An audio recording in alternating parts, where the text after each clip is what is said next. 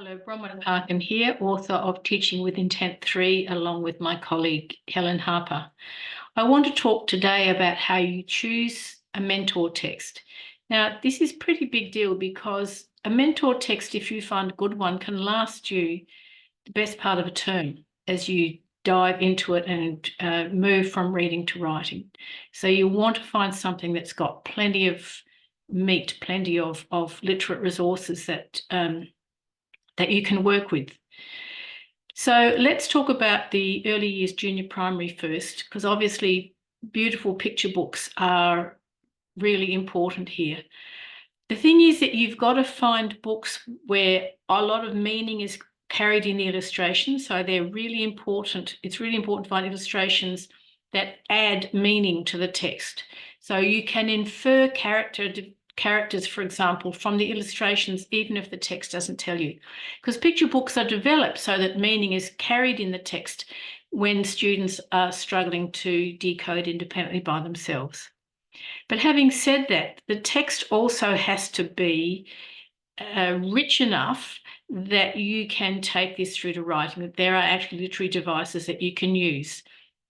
So we want to have character development. We want to have interesting actions. We want to have complex sentences, and we want to have a recognizable text structure from beginning to end. There's nothing wrong with sticking with a few favorites for this purpose. These texts have to be beyond what students can read independently. That's the purpose of them, that we are moving them beyond independence and we are teaching them rich meanings. So my go-to books for junior primary, and I don't have to teach a class every term, obviously, but I know that, for example, Big Rain Coming, Katrina Germain, is really reliable. Pig in the Pond, Martin Waddell, Farmer Duck, Beware the Deep Dark Forest, Sue Whiting. These are all reliable texts. I know that they've got great vocabulary. I know that they've got complex grammars. I know the illustrations are just beautiful and that they serve the test of time, that they're reliable, have reliable resources in them. When you come to the middle primary, when you move beyond picture books, that's where it gets tricky because the text has to carry more meaning there.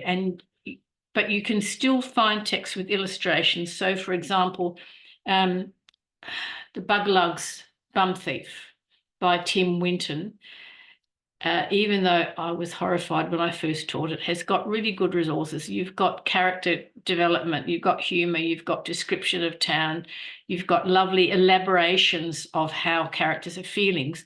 So that's a really good one. And another one at this level, so this is a puff and nibble, is Topsy and Turvy, if you can still get hold of it. It's often in school libraries. That's about a bat and an owl that starts off. Topsy was different. She wasn't like all the other young fruit bats that lived in Big Moreton Bay fig tree. You get lovely character descriptions and descriptions of place settings that are really useful for taking into writing. Now, don't forget that when you choose a text, you don't need to be necessarily moving with everybody to independent writing, especially in the early years. You might only end up with joint construction here because to move students to writing long pieces of text independently is a stretch too far. But certainly they can write smaller bits, and then as a whole class or as groups, then you can compose longer texts.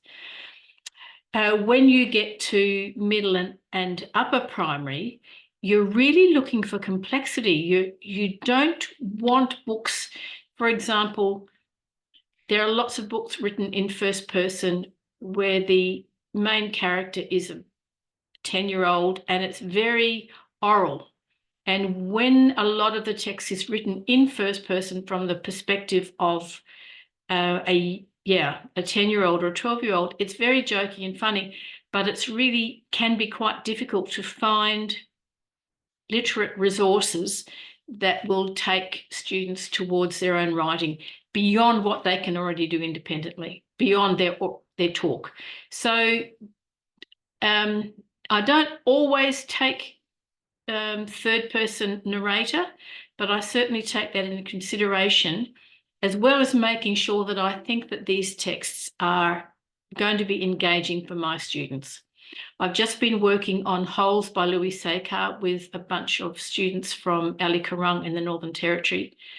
And it is absolutely right for adolescent males who are not engaged in reading. So I can highly recommend that one.